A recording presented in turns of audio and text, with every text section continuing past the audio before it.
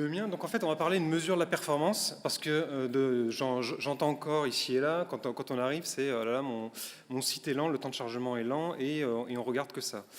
Il y a plein de manières de mesurer la performance. Il y a des indicateurs vraiment fiables qui ont commencé à sortir ces derniers temps et on va en parler.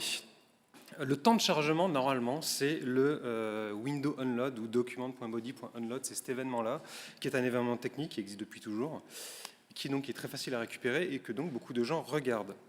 Ce truc-là attend l'état document.ready, donc ça veut dire les CSS en synchrone, les JavaScript en synchrone, toutes les images qui sont chargées en synchrone, et selon le moment où tu déclenches la récupération de tes JavaScript ou tes CSS ou tes fontes ou de tes images en asynchrone, ça peut venir perturber le unload. Donc c'est pour ça que j'ai mis des fois.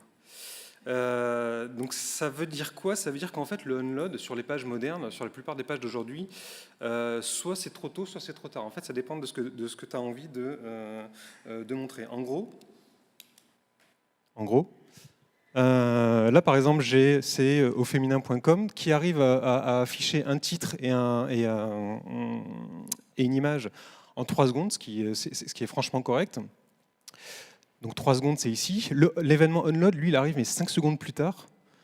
Et ensuite, pendant une dizaine de secondes, en fait, entre la 3e et la 14e seconde, il y a encore plein d'autres choses qui vont se télécharger parce que c'est un site à pub, parce que c'est un site qui a des tiers dans tous les sens. Du coup, en fait, là, en vrai, le téléchargement dure encore 5 secondes de plus. Ça veut dire quoi? Ça veut dire que si tu monitores ce chiffre-là, qui en plus est variable sur la même page, tu n'as pas vraiment l'expérience utilisateur et tu n'as pas ce que ressent l'utilisateur et tu n'as pas non plus toutes les données techniques. C'est pour ça qu'on considère que c'est un indicateur qui est dépassé. En gros, le window unload, il est très représentatif. Si tu as une page qui date de l'an 2000 ou si tu as un truc très très simple, genre un blog, ça c'est la page d'apple.com comme en l'an 2000. En gros, il doit y avoir une dizaine d'images, il doit y avoir 4-5 images produites, il doit y avoir des petites images pour faire les arrondis et tous les dégradés. Effectivement, à l'époque, il y avait pas forcément beaucoup de JS, c'est même pas sûr qu'il y avait un seul fichier JavaScript là-dessus. Il y avait plein de choses qu'il n'y avait pas, donc effectivement, le unload à l'époque voulait encore dire quelque chose. Honnêtement, aujourd'hui, c'est fini. Même si il y a plein de littérature qui lit justement le temps de chargement ou le poids, c'est-à-dire si vous avez un gros site, moins de gens vont venir sur votre site. Par exemple, on a Trendline qui dit nous, on a gagné un tiers de seconde sur notre panier, sur notre tunnel d'achat, on a gagné 8 millions de livres en plus par an. Enfin voilà, tous ces chiffres-là, à chaque fois, ils parlent du temps de chargement. Quand vous allez regarder dans le détail, leur méthodologie, ils ne parlent pas forcément Enfin, 1 sur 2 parle effectivement du unload, et d'autres utilisent d'autres métriques plus précises qu'on va peut-être voir. Donc oui, le poids et le temps de chargement sont encore liés à l'expérience utilisateur. Je dis juste qu'ils sont fortement décorrélés, que depuis on a trouvé bien mieux. En fait, le vrai problème, c'est comment mesurer l'expérience utilisateur. Puisque quand on fait de la web perf, on fait de l'ingénierie en gros pour essayer de résoudre un problème d'expérience utilisateur. Donc l'expérience utilisateur, lui, c'est ce qu'il voit. Il voit pas les octets qui passent sur son réseau. Donc une des premières métriques qui était sortie, c'était le temps de premier rendu, qui était très intelligente. Surtout à l'époque où on gardait encore les CSS splittés, où on gardait encore les JavaScript sur plusieurs fichiers. Donc le temps de premier rendu était un très très bon début. Donc il y a WebPageTest qui, il me semble que c'est lui qui a inventé le truc, je ne pourrais pas le certifier, mais voilà, c'est le premier qui a permis de vraiment le calculer depuis l'extérieur, puisque lui, en fait, il filme l'écran et puis le moment où le premier pixel est imprimé, alors ça, c'est le first paint. Depuis au moins 5 ans, au moins 4 ans, je dirais, il y a IE et Chrome qui permettent en JavaScript de récupérer ces informations. Donc on a performance.amic.ms-first-paint qui va te donner en millisecondes ou en microsecondes, le first paint. Et on a l'autre qui marche dans Chrome. Donc c'est bien parce que c'est ta seule manière de récupérer cette information-là chez l'utilisateur. Par contre, quand tu compares ce que te dit le navigateur et ce que te dit WebPageTest, le navigateur est toujours plus optimiste que WebPageTest. C'est-à-dire que lui, il dit « Ah, je sais que je dois pousser quelque chose à l'écran », mais selon les sites, il peut se passer un dixième de seconde, voire une seconde complète, entre le moment où le navigateur pense qu'il est en train de pousser les pixels et le moment où vraiment les pixels apparaissent à l'écran. Voilà. Donc, pourquoi est-ce que je vous parle de ce JavaScript? Ça veut dire que vous pouvez le récupérer côté client et par exemple le poster sur quelque chose qui va faire du Real User Monitoring. Donc ici, par exemple, c'est du Google Analytics, qui est un peu l'outil du pauvre quand on fait de la perf, mais ça permet toujours de démarrer. Donc vous pouvez grapher un peu ce que voient vos utilisateurs et sur quelle page. Le premier rendu, donc le first paint, la limite, elle apparaît relativement rapidement. C'est que, donc là par exemple, c'est une page de Le Bon Coin, qui sont pas mauvais en perf, mais là en l'occurrence, je les ai pris sur une tablette Nexus 7, donc ça rame un peu. Donc le first paint peut être trompeur, c'est-à-dire qu'effectivement c'est très important d'afficher très vite quelque chose à l'utilisateur. Maintenant il peut quand même se passer pas mal de temps, parfois, entre le moment où on a un pixel est poussé dans la carte vidéo et le moment où l'utilisateur peut lire quelque chose d'utile. Voilà. Du coup, il y a Chrome, et seulement Chrome, a sorti une autre métrique qui s'appelle la First Contentful Paint, c'est-à-dire que c'est le moment où la première image ou le premier élément de texte est affiché à l'écran. Ça, vous le trouverez que dans Chrome. Donc voilà, c'est la limite du first paint, c'est que c'est pas forcément représentatif de votre site. Du coup, pour résumer, le first paint c'est cool, c'est-à-dire c'est une métrique vitale, c'est-à-dire que si vous n'affichez pas quelque chose à votre utilisateur, quand vous avez ce genre de chiffre, la moitié des utilisateurs abandonnent un site mobile s'il n'a pas chargé en 3 secondes, les 3 secondes c'est le first paint, c'est pas le temps de chargement total. Il faut afficher une réponse à l'utilisateur. Donc ce qui est cool, effectivement, c'est que ça reste une métrique qui est vitale. Maintenant, on sait qu'elle est un peu bancale, notamment côté Real User Monitoring, et on sait que même quand on monitore de manière synthétique, elle ne représente que la première étape. Les pixels ne sont pas forcément signifiants. Voilà, donc il y a mieux. Ce qui est sorti entre-temps, en 2012, par le demi-dieu de la perf, qui est Patrick Minan, qui a inventé WebPageTest, enfin qui a inventé les bases de WebPageTest il y a une quinzaine d'années chez AOL, et qui entre-temps s'est fait embaucher par Google pour continuer à développer WebPageTest.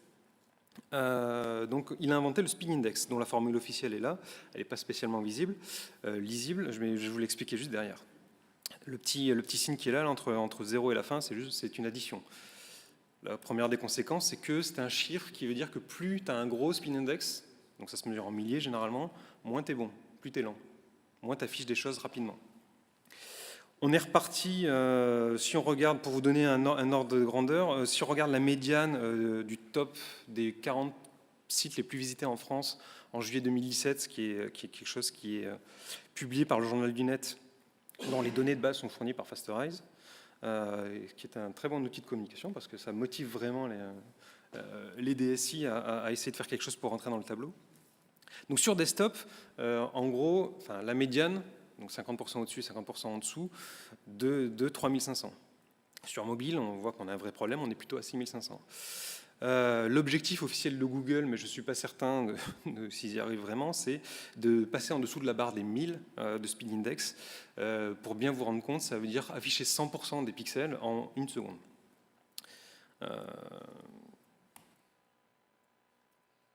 Donc le principe du Speed Index, en fait, quand on enregistre la vidéo du chargement, pour chaque frame, on va calculer le taux de remplissage d'une frame par rapport à l'image finale de référence.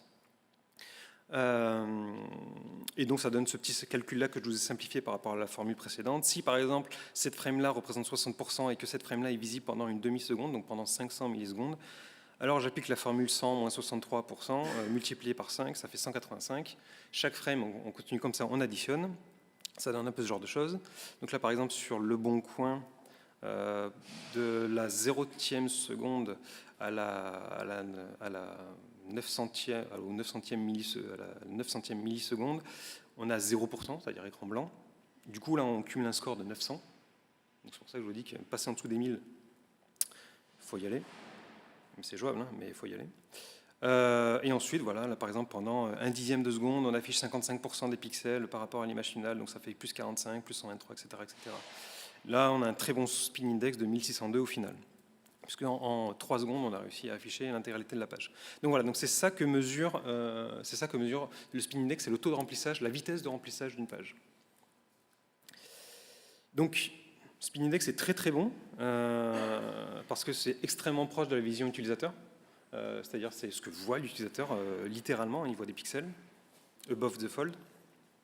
Ça permet de comparer des pages entre elles qui ne sont pas forcément du même métier. Ça permet de comparer des devices entre eux, puisque comme c'est mesuré depuis l'extérieur par Web Page Test, du moment que ça peut être sur iOS, ça peut être sur iOS, sur Firefox, sur desktop, enfin voilà, il n'y a pas de souci. Et ça permet de mesurer ses concurrents, ce qui est toujours amusant. Et en plus, en termes de communication, on a un chiffre unique. Alors le chiffre unique, je l'ai mis côté good. Maintenant, on pourrait aussi dire qu'avoir un chiffre unique, et ça sera ma conclusion de tout à l'heure, avoir un chiffre unique, c'est pas bon. Il vaut mieux en avoir plusieurs qui vont se complémenter. Mais en tout cas, quand on veut communiquer un chiffre, c'est beaucoup plus facile. Pour ce qui est mauvais, il y a des limites au spin index. Par exemple, sur ce site qu'on a optimisé, et donc en gros, on arrive quand même à afficher 60% de la page, enfin des pixels, en 2 secondes. Et en fait, même si vous regardez l'Express avec un ad blocker sur desktop, vous avez cette image-là. C'est-à-dire que sans pub, c'est ce que vous voyez. Donc on arrive à faire ça en 2 secondes, très bien, on a bossé pour ça. Et pourtant, on a un spin index de 9000 ce jour-là, le jour où j'ai fait le test. Pourquoi? Parce que l'image de référence, il y a une pub dedans. C'est dommage, c'est ballot. Donc du coup, ça énerve un peu quand on commence à dépasser, parce que ça fait des grosses variations de spin index qui sont dues à d'autres choses. En l'occurrence, ce jour-là, c'était à partir de la 4e seconde, en fait, une publicité vidéo commence à s'afficher. Donc, ça veut dire qu'elle pousse les pixels. Là, vous voyez, le score, là, il commence bien, il commence à 60%, et ensuite, il diminue. Le temps que la vidéo se joue. Et quand la vidéo a fini de se jouer, voilà, on reste stable. Et c'est cette image de référence finale qui affiche une pub, et non pas les premiers pixels, qui est prise en compte. Alors, si vous êtes super observateur, vous allez vous dire, mais attends, 60%, alors que j'ai quasiment la moitié de l'écran qui se retrouve pas à la fin, comment c'est possible?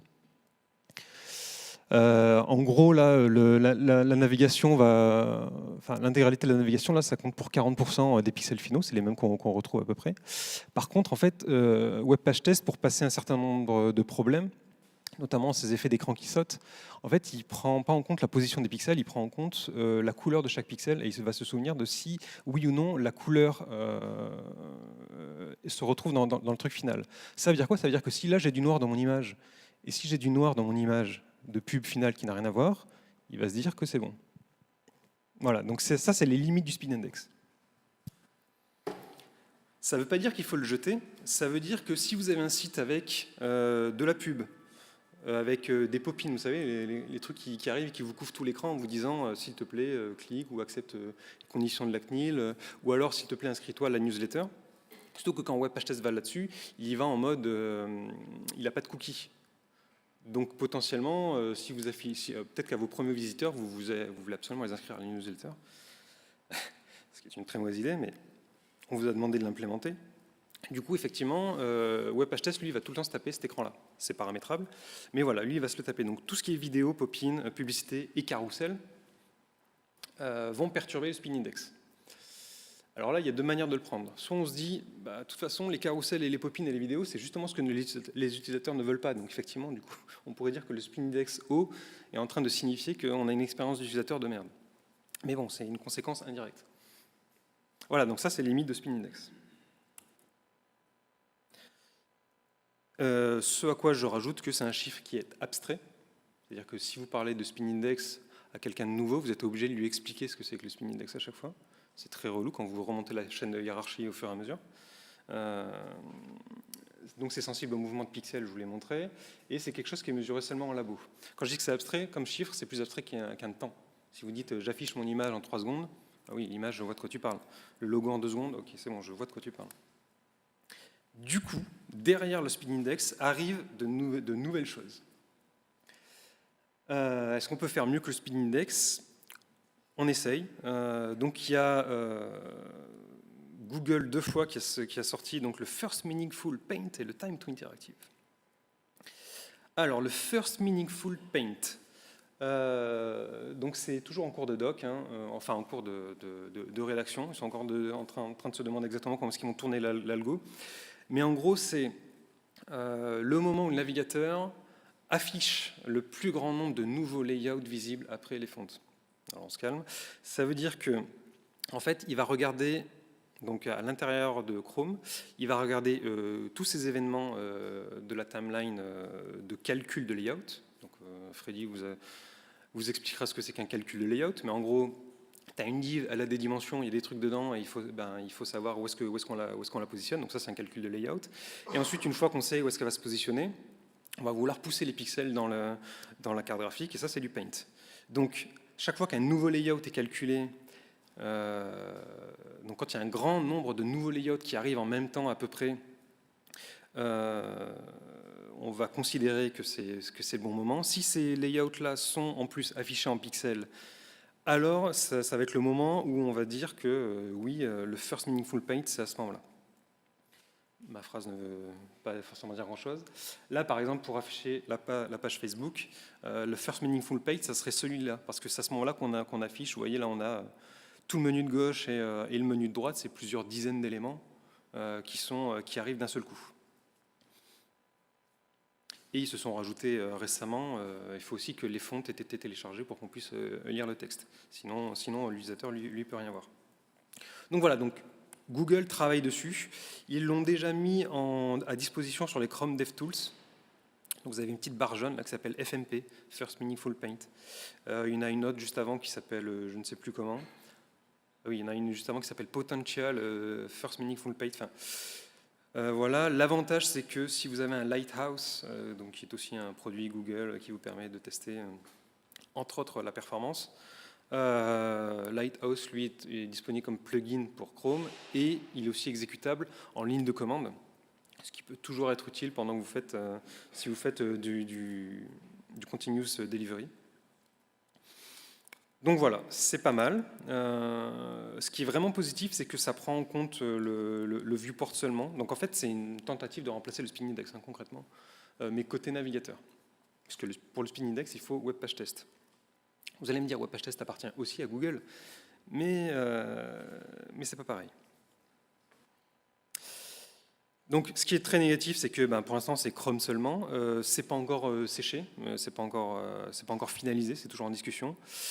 Pour l'instant, on ne peut pas y accéder en JavaScript, donc on ne peut pas faire de real user monitoring dessus vraiment. Donc vous ne savez pas ce que vos utilisateurs voient vraiment.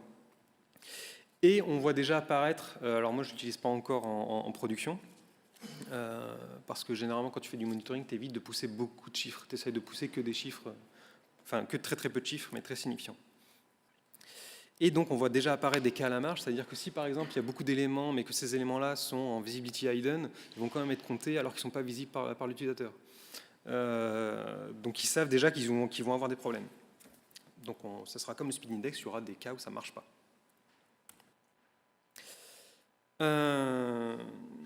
Je change de sujet parce qu'en fait aujourd'hui on n'a pas de mesure de ça en fait. Prendre en compte le CPU, c'est-à-dire le temps processeur qu'on fait consommer à l'utilisateur et qui souvent, notamment sur des petits téléphones, va le freezer, va bloquer le navigateur parce qu'il est en train d'exécuter du JavaScript, qui peut venir d'un peu n'importe où d'ailleurs. Donc ça, c'est la mesure, je pense, qui manque. Et c'est une mesure qui est vraiment compliquée. Ça fait déjà quelques années que j'essaye de la mesurer et d'en faire quelque chose d'utile. C'est vraiment pas simple. D'abord, qu'est-ce qu'on mesure? Est-ce qu'il faut mesurer toutes les secondes de CPU qui ont été consommées sur cette page?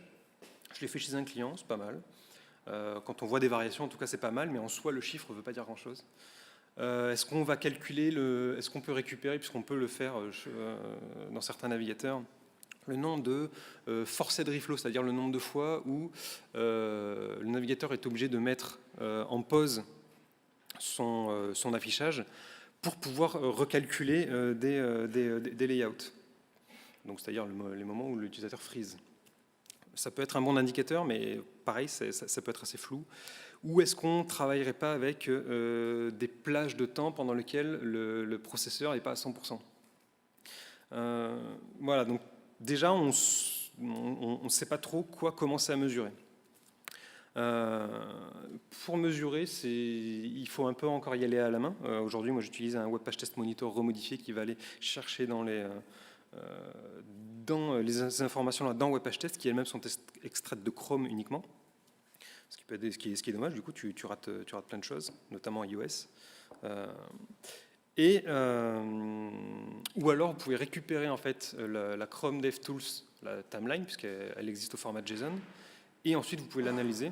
Pareil, il a fallu que j'écrive des scripts. Aujourd'hui, ça n'existe pas vraiment. Il a fallu que j'écrive des scripts pour pouvoir la décoder et dire tu as passé 3 secondes à exécuter du Facebook alors que tu n'en as passé que 2 à exécuter ton propre code à toi, par exemple.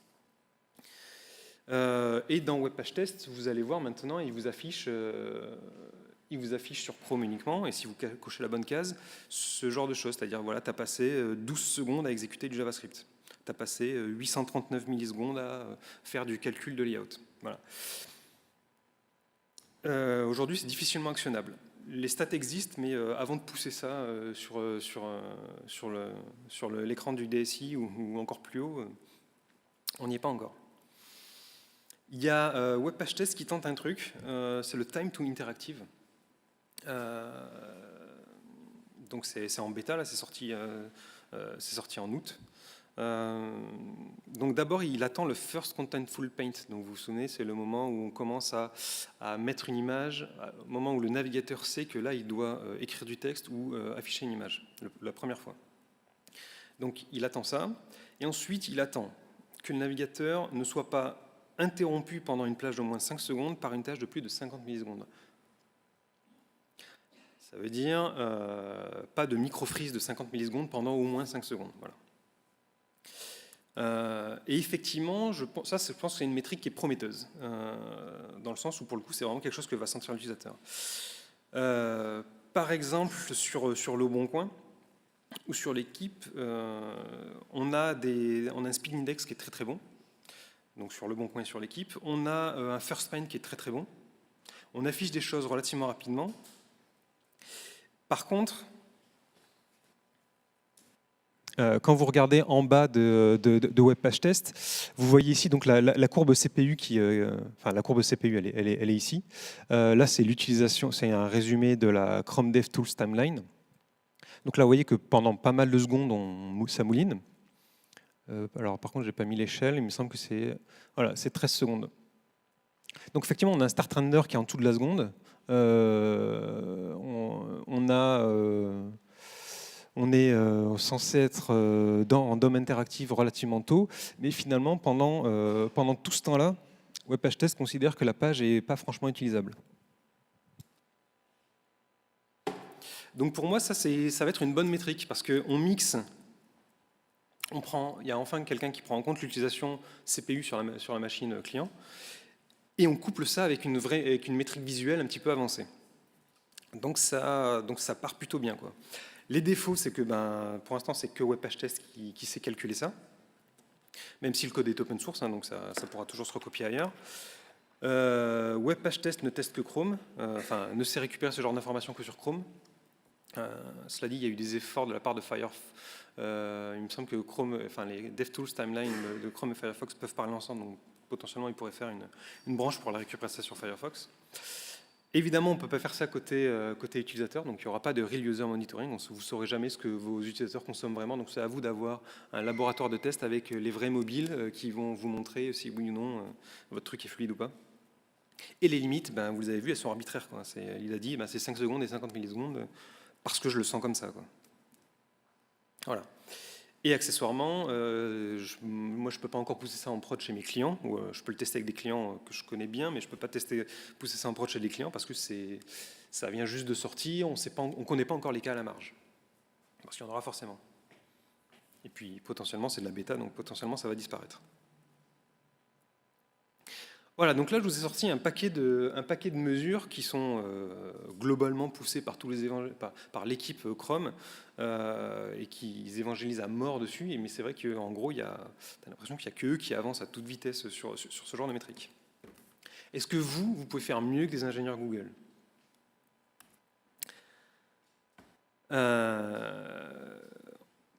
Tout ce qu'on vient de voir là, le FMP, le Time to Interactive, le Speed Index, tout ça, ce sont des mesures qui sont génériques. C'est-à-dire qu'eux, ils l'utilisent pour vérifier que Chrome est plus rapide que la version d'avant sur les 200 000 premiers sites du monde.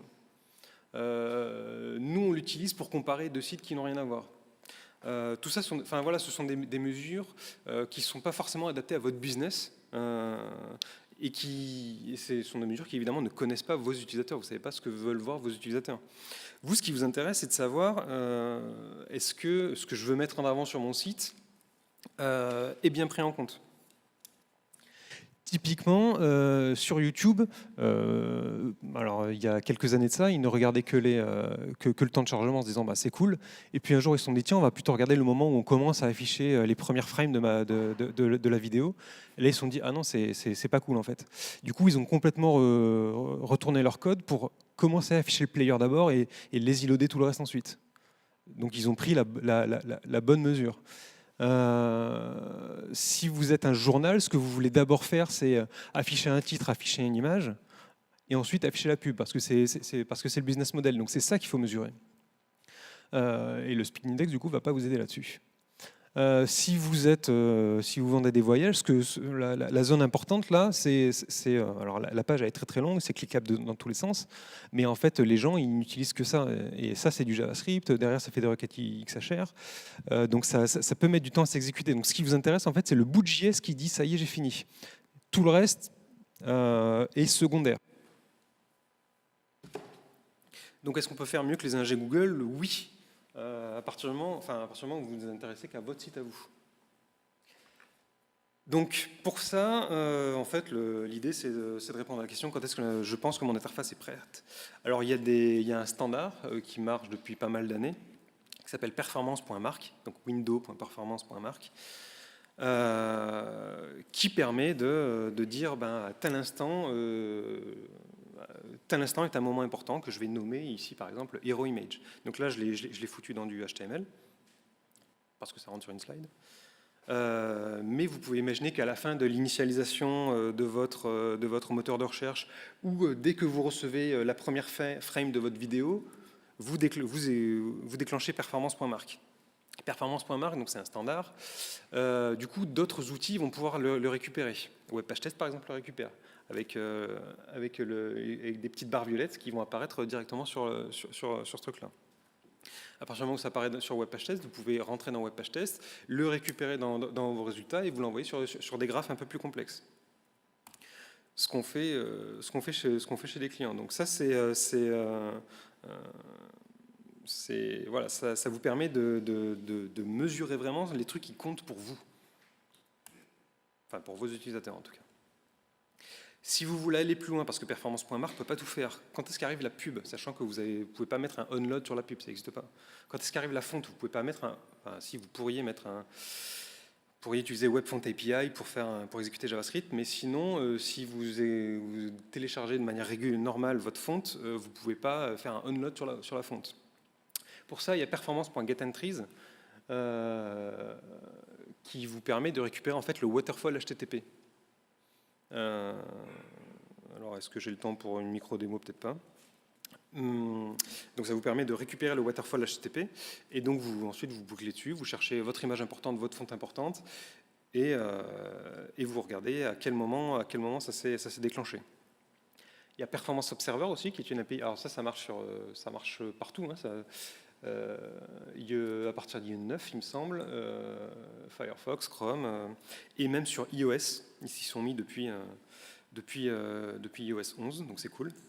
Et Performance Observer permet d'écouter la timeline réseau HTTP en fait, et donc d'être prévenu quand il se passe quelque chose de neuf.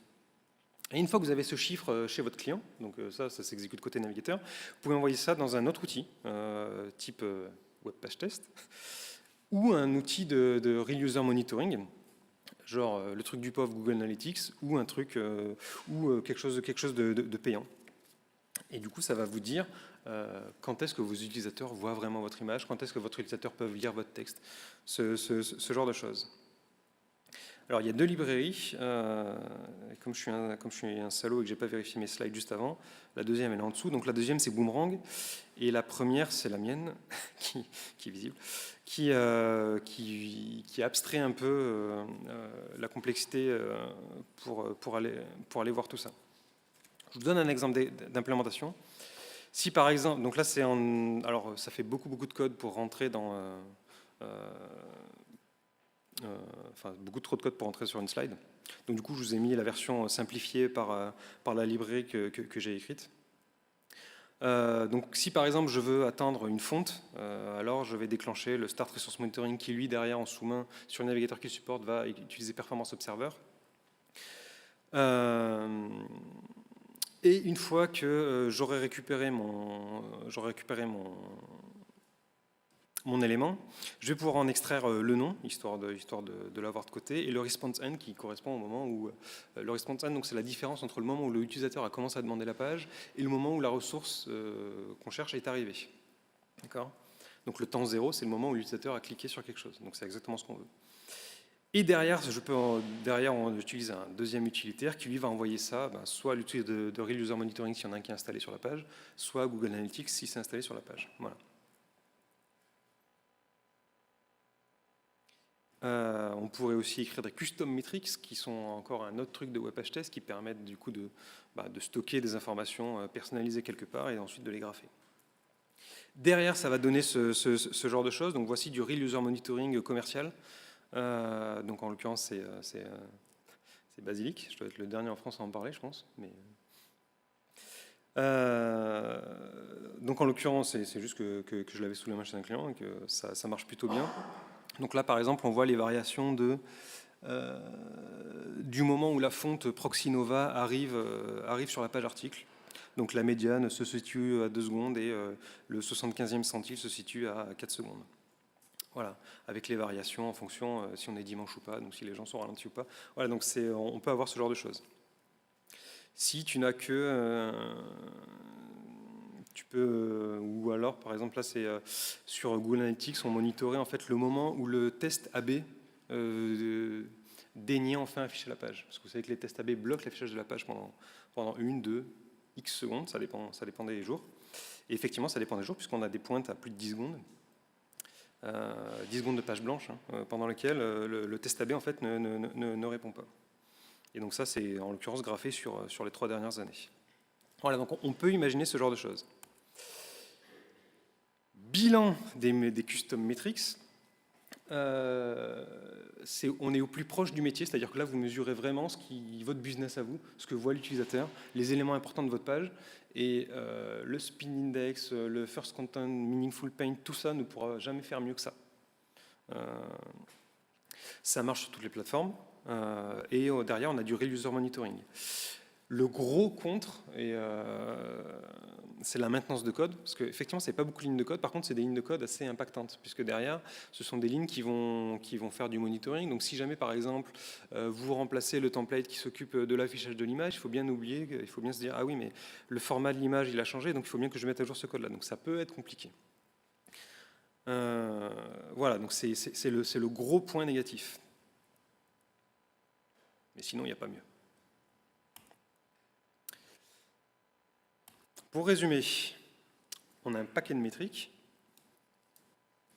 Du coup, je vous ai reclassé par difficulté à obtenir et l'utilité. Donc le temps de chargement, on a dit, c'est super facile, tout le monde l'a, mais ça ne sert pas à grand-chose. C'est peu représentatif dans le web moderne.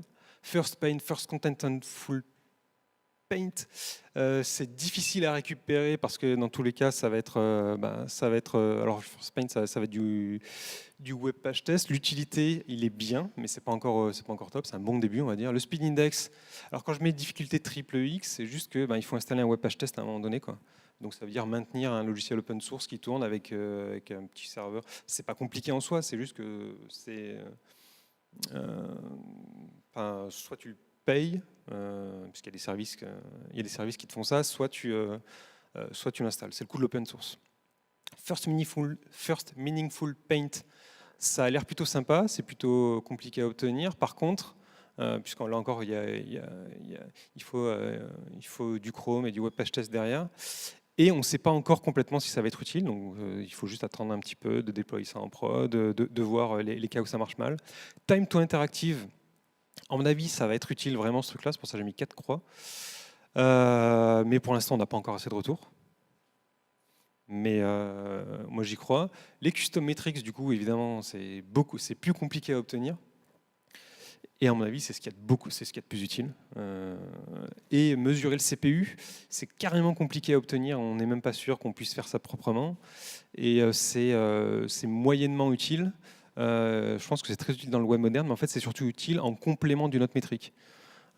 Typiquement, tu vas peut-être te dire, je vais mesurer mon speed index, ok, mais je vais aussi mesurer l'utilisation du CPU.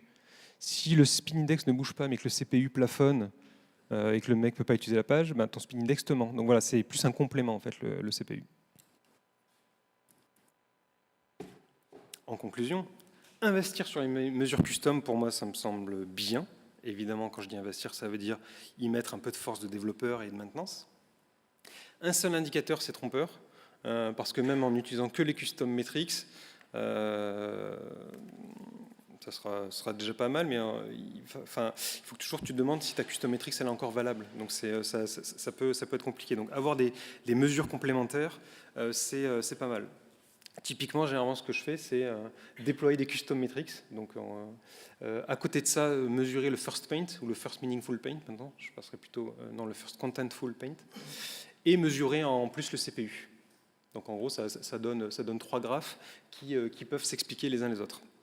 Et pourquoi pas se rajouter le speed index derrière. Quand les graphes sont côte à côte, ça peut vraiment parler. Voilà, c'était tout pour moi. Est-ce qu'il y a des questions?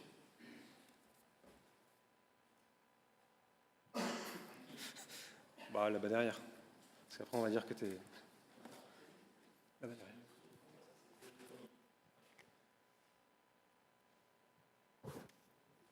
Bonsoir, donc Loïc de Google. Mais je travaille pas sur Chrome. Et en fait, j'ai une question sur l'environnement de simulation là, pour savoir qu'est-ce qu'il faut prendre aujourd'hui. Notamment, on sait que les audiences sont beaucoup sur mobile. Le réseau joue beaucoup. Nous, on faisait pas mal d'audits en 3G. Mais j'ai eu une discussion tout à l'heure avec un collègue qui a mis en place une API sur Analytics pour mesurer l'audience qui vient en 3G versus 4G, parce qu'apparemment sur une certaine version de Chrome, on peut récupérer. Oui, il y a un nouveau, enfin non, il n'est pas si nouveau que ça d'ailleurs, mais en tout cas il est actif maintenant, oui. Je ne sais plus comment il s'appelle, performance. Ouais, et en fait, du coup, je me demande enfin, voilà, quel environnement on doit simuler pour être représentatif. Alors il faut regarder tes utilisateurs.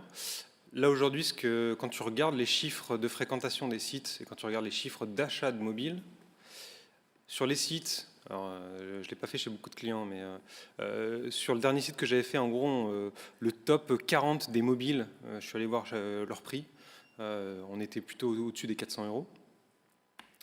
Et quand tu vois ce que les gens achètent en mobile 3G, 4G, et la plupart, ils ont des puces 3G, 4G qui marchent dedans, les gens ont plutôt des Android à 150 €. Aller sur un site aujourd'hui, tu prends une tablette Nexus 7 et tu vas sur un site de presse, tu attends 30 secondes avant de pouvoir scroller. Donc pour moi, ce qui compte, voilà, c'est de voir ce que tes utilisateurs et les utilisateurs que tu vises, c'est-à-dire ceux que tu n'as pas encore parce qu'ils n'ont pas mis 400 € pour... voilà. En gros, c'est regarder leur matos et tester avec ça, sachant que c'est pilotable avec notamment du WebPageTest. Donc en fait, je partirais sur des Nexus, sur des trucs, sur des tablettes à 200, 300 €.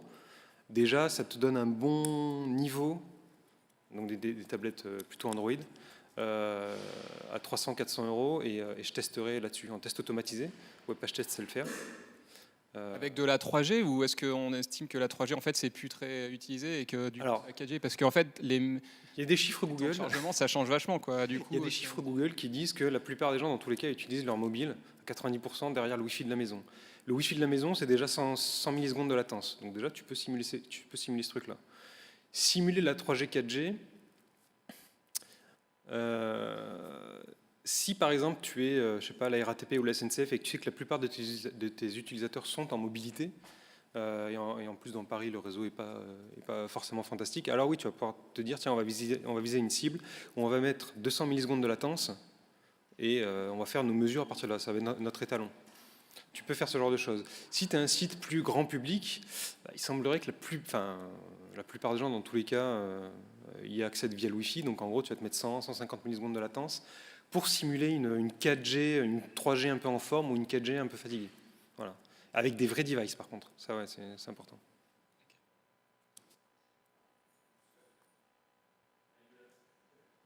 Je vais juste faire un tout petit complément à ce que tu viens de dire. Ce que tu viens de dire est tout à fait vrai pour le marché français. Oui. Vous bossez à l'international, ces règles-là, vous les oubliez tout de suite. Ouais. Selon les pays, l'implantation de la 4G, typiquement, c'est pas du tout une généralité. Il y a des pays qui sont très connectés en câble, il y a des pays où au contraire, il n'y a pas de câble. Par contre, il y a énormément de 3G. Merci, de Wi-Fi ou de 3G ou même de 4G de très bonne qualité. Donc, et je vais insister sur ce que tu as dit, il faut vraiment se poser la question de la population qu'on cible, qu'est-ce qu'elle utilise, dans quelles conditions elle l'utilise. Voilà. Et pour le marché français, j'insiste beaucoup, tu as de la 4G partout, mais pas partout. Essaye les transports et tu as vite compris que tu n'en as pas partout. Voilà. Je crois que c'est... Alors, il faudrait retrouver la vidéo du premier meet-up qu'on avait fait, où justement j'avais parlé en introduction des conditions mobiles. Donc ça a été les téléphones eux-mêmes et les réseaux. Effectivement, en France, on est juste ultra chanceux. Et pourtant, de temps en temps, on râle, quoi. Mais on est ultra chanceux parce qu'on a de la bonne 3G, 4G à peu près partout. Pas cher, vraiment pas cher par rapport au UK ou même par rapport aux US. Donc voilà, donc oui, ça dépend de ton marché. Juste un complément sur ce qu'a dit Loïc pour répondre à Loïc. En fait, il n'y a pas de représentatif dans la WebPerf.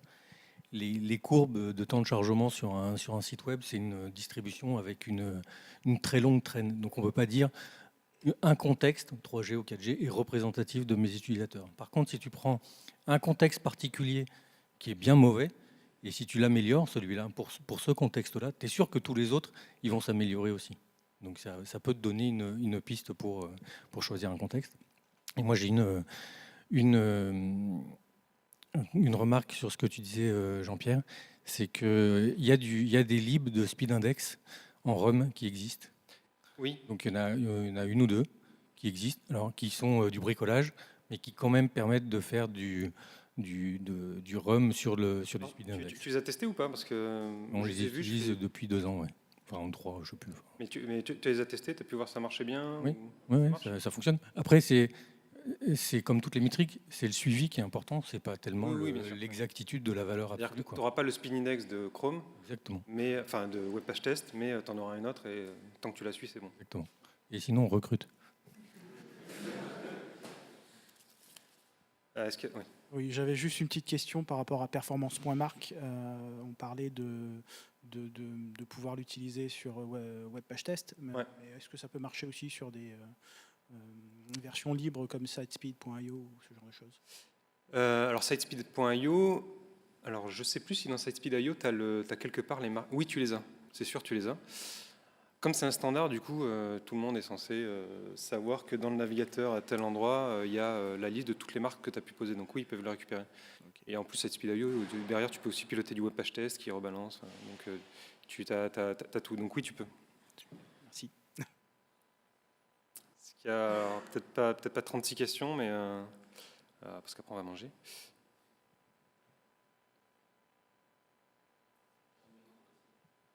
Un micro quoi? Ah, pardon, je l'ai pas vu.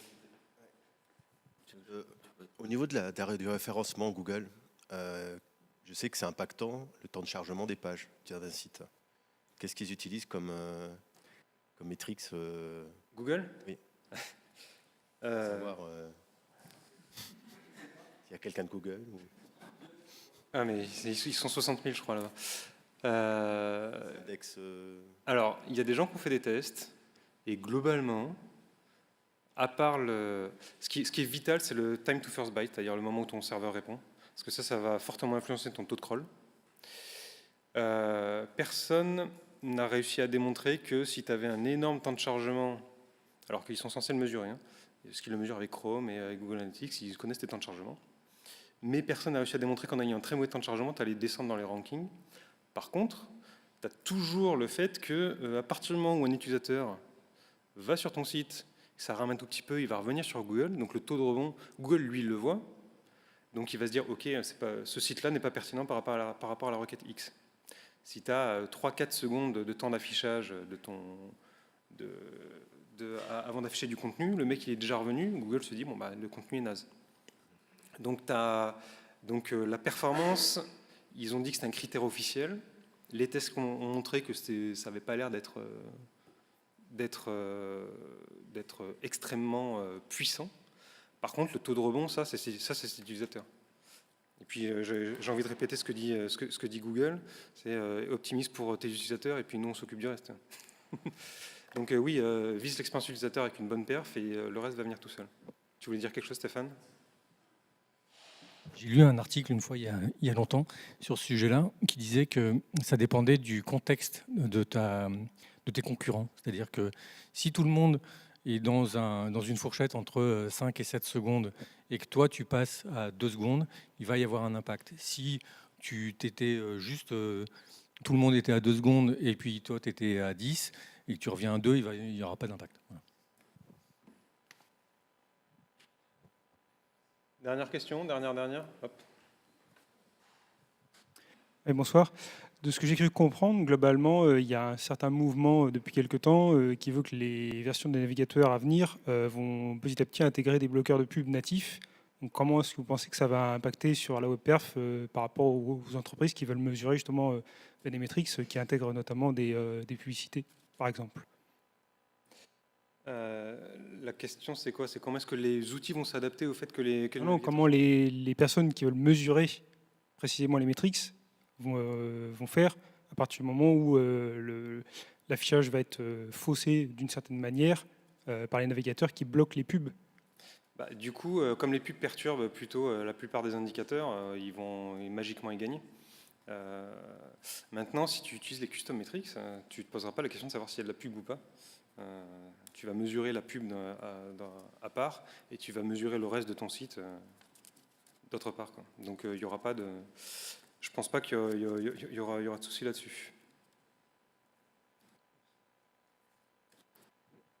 Ouais, la micro-précision que je voulais faire sur les indicateurs, j'ai vérifié, on va les implémenter dans Firefox.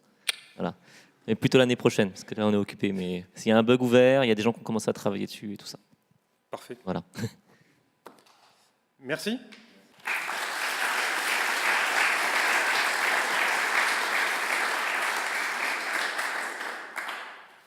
Je vous invite à manger.